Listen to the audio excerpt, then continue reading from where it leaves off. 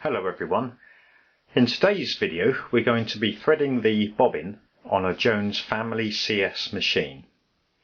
This variation, you've probably already noticed that this says the Schoolcraft, and this is in fact a Jones Family CS that was badged for the retailer Cox and Company of 99 to 101 New Oxford Street in London back in the day. But it is a bog standard Jones Family CS, and this procedure will work for the Family CS, it will work for the Popular, and it will also work for the Medium Shuttle and probably lots of others as well. So first job we've got to do is to unlock the hand wheel. And that's simply done by rotating your hand wheel until the big spring catch comes into view, and it's simply a case of pulling it towards you and it will stay down, and then the hand wheel will operate and the machinery, the rest of the machinery doesn't operate at all. Next job to do is put a roll of thread, or spool of thread, on the spool holder on the top of the machine. That's simply done like that. And then bring the thread across to this very first pigtail over here and through there, and then simply bring it down all the way to somewhere in the vicinity of the bobbin winder. Next we're going to get an empty bobbin, and you'll notice with the Jones bobbins that on one end it will be fairly plain but with a hole in it, and on the other end there's no hole but there is a small kind of spike.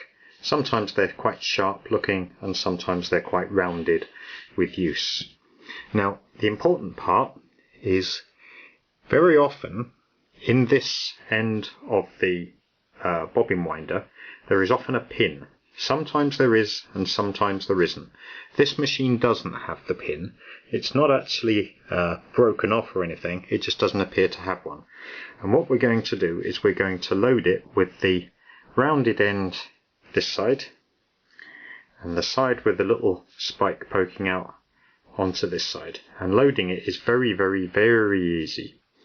But first, before we go there, we're going to pass the thread from the left towards the right through that tiny hole, and I hope you can see this on the video, but certainly if you're looking at a bobbin right now you'll be able to tell.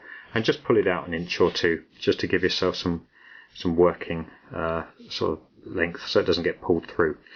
Then put that left end of the bobbin, put into that little recess in this spring loaded pull out part, and then you can just hold that, and then the right hand end just allow it to go back. So what that's done, that's trapped the thread just there. And I'm just going to try and find my snips, and what we can do is we can just trim this off a little bit so it doesn't get all caught up in the workings. Now the next thing is we're going to pass the thread over the top and in that little cutout in this lever, and then we're going to take it down and go into that one there. And then if you want to, you can just take up the slack. So what you'll see is it's coming off the back of the bobbin there, into this holder, down there, and then going off at a long diagonal up to that pigtail on the left side of the machine. Okay, so now all we have to do is wind the bobbin. So to engage the bobbin winder with the flywheel, hand wheel, just rotate it until it touches the wheel, and it will touch the wheel just there, and then you can just turn the handle and start winding the bobbin.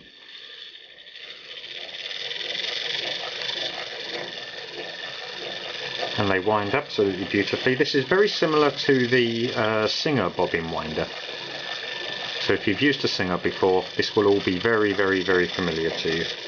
And just keep on going until you fill up the bobbin. And what we're basically going to do, we're going to keep on winding until the wound thread gets level but no higher than those brass ends, because any higher than that and it will create friction and drag within the within the shuttle, and it won't rotate round quite as nicely, and you'll find that your initial stitching, your tensions are all over the place. Now most of the time these wind really quite evenly, but don't be surprised if you see sort of more at one end than the other, because it does seem to have that effect for some reason. And that basically is it. And then once we've done that, we can just get the snips or your scissors, trim it off, disengage from the hand wheel, and pull that knob out that's spring loaded on the left, and you can just lift the bobbin out, and there's your wound bobbin all ready to thread up.